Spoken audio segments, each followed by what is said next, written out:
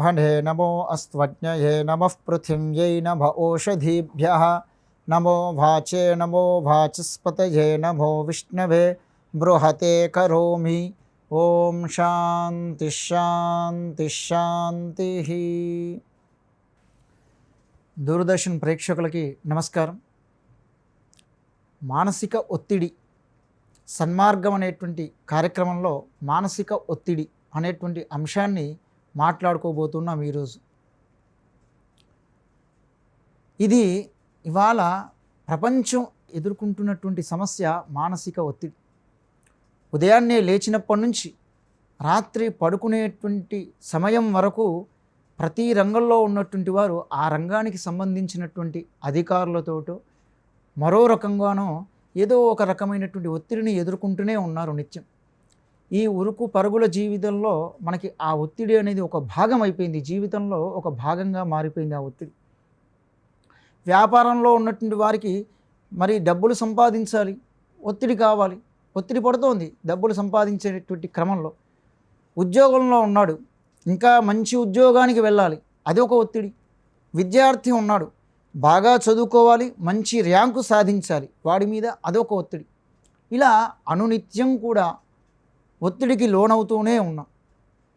సమాజంలో గొప్ప గొప్ప పేరు సంపాదించుకుంటున్నాం, ఆస్తి సంపాదించుకుంటున్నాం, కానీ ఒత్తిడి వల్ల ఆరోగ్యాన్ని కోల్పోతున్నాం. ఈ విషయాన్ని గుర్తించే ఇవాళ కొత్తగా మనకి ఒత్తిడి నివారణ కేంద్రాలు ఎన్నో వస్తున్నాయి. మనకి నగరాల్లో ఒత్తిడిని నివారించేందుకు అనేక రకాలైనటువంటి ఉపాయాలు వస్తూ ఉన్నాయి.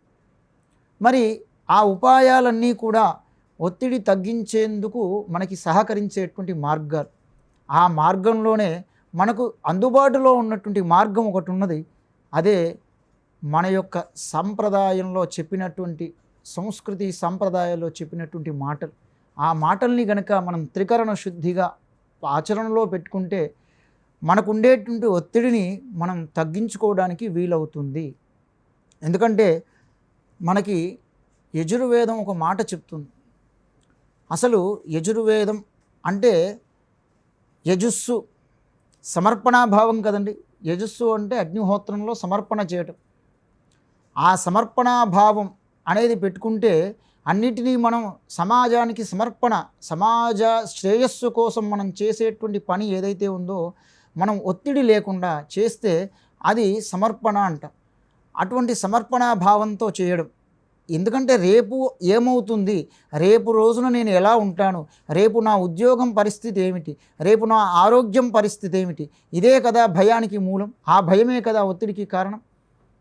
మరి ఇదేది ఆలోచన లేకుండా ఇవాల్టి రోజున నేను చేస్తున్నటువంటి ఈ పని ఏదైతే ఉందో ఈ పనినే 100% పరిపూర్ణంగా చేయడానికి ప్రయత్నం చేస్తాను. ఆ తర్వాత నా వంతు ప్రయత్నం, ఫలితం భగవంతుడి వంతు. ఇదే కదా మనకు శాస్త్రం చెప్పింది. ప్రయత్నమే మన వంతు, ఫలితం భగవంతుడి వంతు. మరి ఈ ఒత్తిడి నివారణ ఎట్లా చేసుకోవాలి, వేదం ఏం చెప్పింది దీనికి అంటే, మనకి వేదంలో కొన్ని మంత్రాలు ఉంటాయి, శాంతి మంత్రాలు అంటారు. 10 రకాలైనటువంటి శాంతి మంత్రాలను తీసుకొని వచ్చి వాటిని దశశాంతులు అంటారు. ఆ దశశాంతుల్లో మనకి ఏం చెప్తారు చివరగా అంటే, శాంతి శాంతి శాంతి.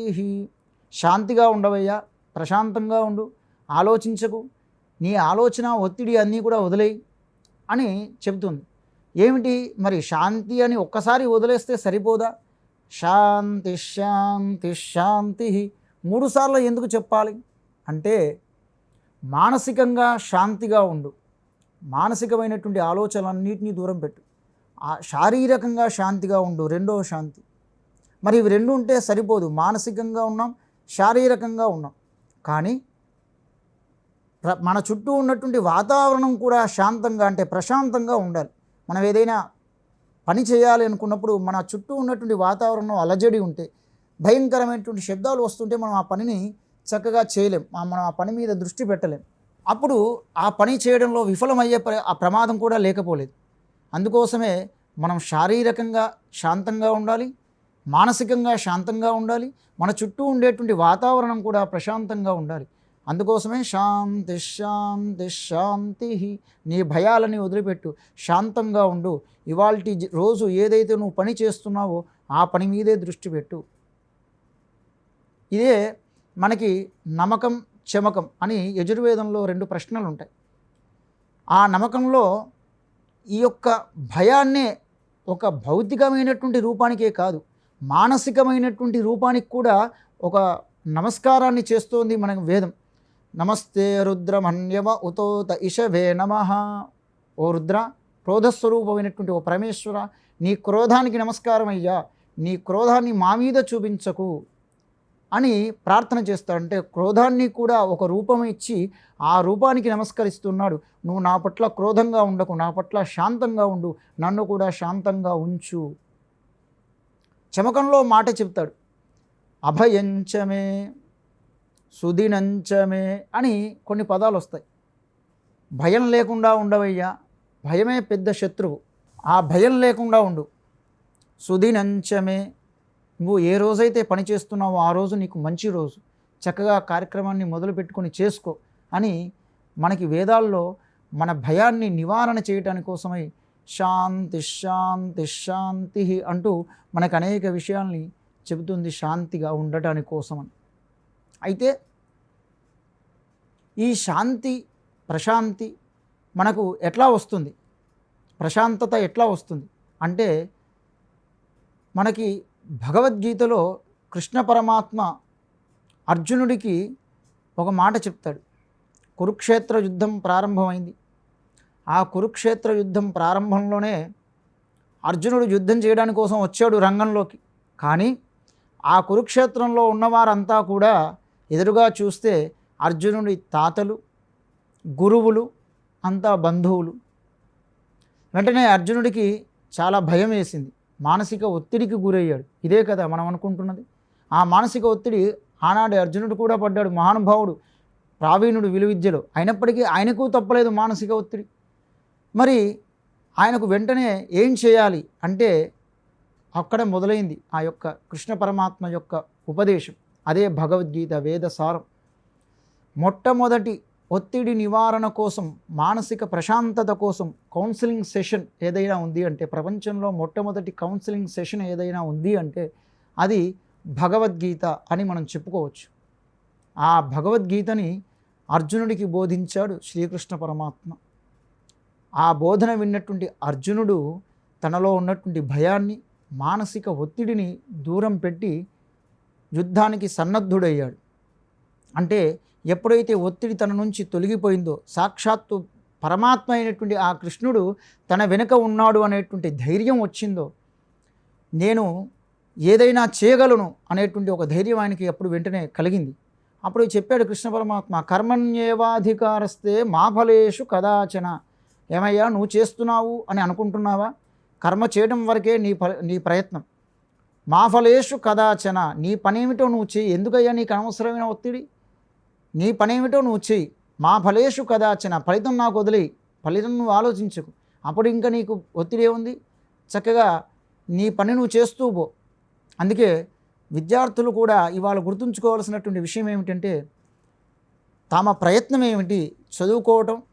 ఆ చదువుకోవటంలో ప్రయత్నం లోపం లేకుండా తమ ప్రయత్నాన్ని వాళ్ళు చక్కగా చేసుకుంటే ఆ తర్వాత ఫలితం భగవంతుడి మీద వదిలేయటం మనకి మానసికంగా ఒత్తిడిని తగ్గించేటువంటి మార్గం. మనం చేయగలిగినటువంటి ప్రయత్నాన్ని చేస్తూ ఆ ప్రయత్నం పూర్తి అయిన తర్వాత ఫలితాన్ని భగవంతుడికి సమర్పణ చేయి, అదే నిర్ణయిస్తుంది అంటోంది మనకి భగవద్గీత. పండితా సమదర్శినః. సుఖం వచ్చింది, సంతోషపడ్డావు, దుఃఖం వచ్చింది, బాధపడ్డావు. ఇలా ఉంటే ఎప్పుడూ ఒత్తిడికి లోనవుతూనే ఉంటావు. మరి ఏమి చేయాలి అంటే పండితా సమదర్శినః.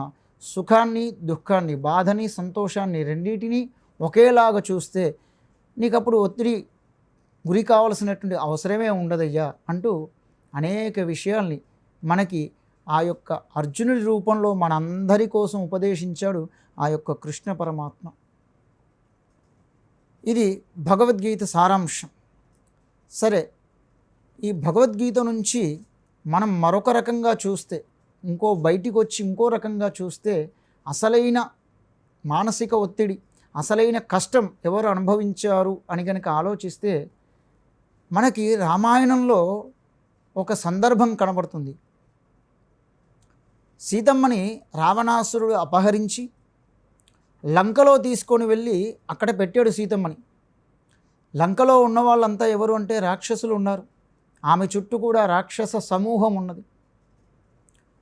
ఆమె కనీసం ఒక్క మాట చెప్పుకుందామన్నా నా అన్న వాళ్ళు అక్కడ ఎవరు లేరు. ఆమె బాధపడుతూ ఉన్నది. ఏమిటయ్యా నీ కష్టం? రామచంద్రస్వామి కూడా ఇక్కడ బాధపడుతూ ఉన్నాడు. అయితే సీతమ్మ విరహంతో ఈయనకి చెప్పుకోవడానికి పక్కన కాస్త నా అన్నవాళ్ళు ఉన్నారు. పక్కన హనుమంతుడు ఉన్నాడు, లక్ష్మణుడు ఉన్నాడు, సుగ్రీవుడు ఉన్నారు, వానర సైన్యం అంతా కూడా ఈయన చుట్టూ ఉన్నది. ఈయన కాస్త మంచి చెడు మాట్లాడుకోవడానికి ఈ చుట్టుపక్కల కాస్త 10 మందో 20 మందో ఉన్నారు ఈయనకి, రామచంద్రస్వామికి.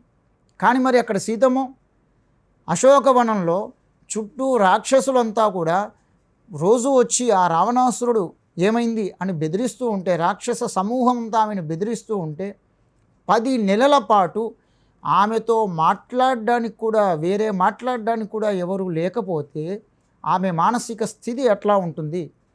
అసలు కష్టం రావడం గొప్ప విషయం కాదు. కష్టాన్ని 10 మందితో చెప్పుకోవడానికి, కష్టాన్ని పంచుకోవడానికి పక్కగా ఎవరు లేకపోవడం అంటారు చూసారా, అది కష్టానికే కష్టం. కష్టం వస్తుంది, అందరికీ కష్టాలు వస్తాయి. కానీ ఆ కష్టాన్ని పంచుకోవడానికి పక్కన ఎవరో ఒకళ్ళు ఉంటారు. బంధువులు ఉంటారు, కొడుకు ఉంటాడు, లేకపోతే మిత్రులు ఉంటారు, ఎవరో ఒకళ్ళు ఉంటారు. కానీ సీతమ్మ పరిస్థితి ఏమిటంటే ఆ కష్టాన్ని చెప్పుకోవడానికి కూడా ఆమెకు ఎవరు లేరు. అక్కడ రాక్షస సమూహంలో ఉన్నది ఆమె. మరి ఎట్లా ఉన్నది అంటే ఆమె కట్టుకున్నటువంటి వస్త్రం 10 నెలల కిందట కట్టుకున్నటువంటి వస్త్రం అదే వస్త్రంతో ఉన్నది. రాక్షస సమూహంతో కూడా చుట్టూ ఉన్నది. అది కదా అసలైన కష్టం. అంతటి కష్టంలో కూడా హనుమంతుడు వచ్చి ఆమెకి నమస్కారం చేసి రాముడు యొక్క సంగతి రామదూతగా పరిచయం చేసుకోగానే ఆమె వెంటనే రాముడు తాను చేయవలసినటువంటి బాధ్యతలన్నీ సక్రమంగా నెరవేరుస్తున్నాడా అనే మాట అడిగింది. కానీ నేను చాలా ఒత్తిడిలో ఉన్నానయ్యా, నాకు ఇక్కడ చాలా బాధగా ఉంది, నన్ను వెంటనే తీసుకుని వెళ్ళమని చెప్పు అని మాట్లాడలేదు సీతమ్మ. అంత ఒత్తిడిలో కూడా ఆమె చాలా ప్రశాంతంగా ఆ రామచంద్రస్వామి వారు ఎలా చేస్తూ ఉన్నారు, ఈ ఒత్తిడిలో ఆయన చేయవలసినటువంటి బాధ్యతల్ని పక్కకు పెట్టేశారా అని అడుగుతుంది. మొట్టమొదటగా హనుమంతుడు ఎదురవ్వగానే అడిగినటువంటి మాటే అది ఆ సీతమ్మ వారు. ఇట్లా ఆ రామచంద్రస్వామి వారి యొక్క సందర్భంలో ఒత్తిడిని ఎట్లా నివారించుకోవాలి అనేది మనకి సీతమ్మ ఒక గొప్ప ఉదాహరణగా మనం తీసుకోవాలి. ఈ కష్టాలు అందరికీ వస్తాయి. మరి కష్టాలని ఎట్లా దూరం చేసుకోవాలి అంటే ఆ కష్ట నివారణ కోసం, మానసిక ఒత్తిడిని దూరం చేసుకునేందుకోసం చేయవలసినటువంటి ప్రయత్నాలన్నీ చేస్తూ రేపు ఏమీ అవుతుంది అనేటువంటి ఆ యొక్క ఆలోచన లేకుండా ఈ రోజునాడు మనం ప్రయత్నం చేయటం, ఫలితాన్ని భగవంతుడికి వదిలేయటం అనేటువంటిది కనుక మనం చేస్తే అది మన మానసిక ఒత్తిడిని దూరం చేస్తూ ఉంటుంది. మన మనస్సు ఒక అద్దం అని అనుకుంటే ఆ అద్దం మీద అద్దంలో మన ప్రతిబింబం చూసుకోవాలి అనుకుంటాం, మన మొహం కనబడాలి అద్దంలో. అయితే ఆ అద్దంలో చూసుకునేందుకు మొహం చూద్దామని వెళితే అక్కడ అద్దం మీద అంతా దుమ్ము పట్టింది. ఏమిటి ఆ దుమ్ము అంటే ఆందోళన, ఒత్తిడి. మరి ఆ ఆందోళన, ఒత్తిడిని ఏమి చేయాలి అంటే, ఎలా చేసి దూరం పోగొట్టుకోవాలంటే మన యొక్క వాంగ్మయం ఏదైతే ఉందో ఆ వాంగ్మయంలో ఉన్నటువంటి గొప్ప గొప్ప విషయాలు అనేటువంటి ఆ వాంగ్మయ సారం ఏదైతే ఉందో ఆ వాంగ్మయ సార రూపమైనటువంటి ఆ నీటి ద్వారా అద్దాన్ని కడిగితే ఆ యొక్క మలినమంతా తొలగిపోయి ప్రతిబింబం చక్కగా కనబడుతుంది. అంటే మన ఒత్తిడికి నివారణ మన వాంగ్మయమే. ఈ విషయాన్నే చెబుతూ ఇవాల్టి ఈ కార్యక్రమానికి ముగింపు పలుకుతూ స్వస్తి ప్రజాభ్యః పరిపాలయంతాం న్యాయేన మార్గేణ మహీమహీషాః గోబ్రాహ్మణేభ్యః శుభమస్తు నిత్యం లోకాః సమస్తాః సుఖినో భవంతు సమస్త సన్మంగళాని భవంతు. హరి ఓం.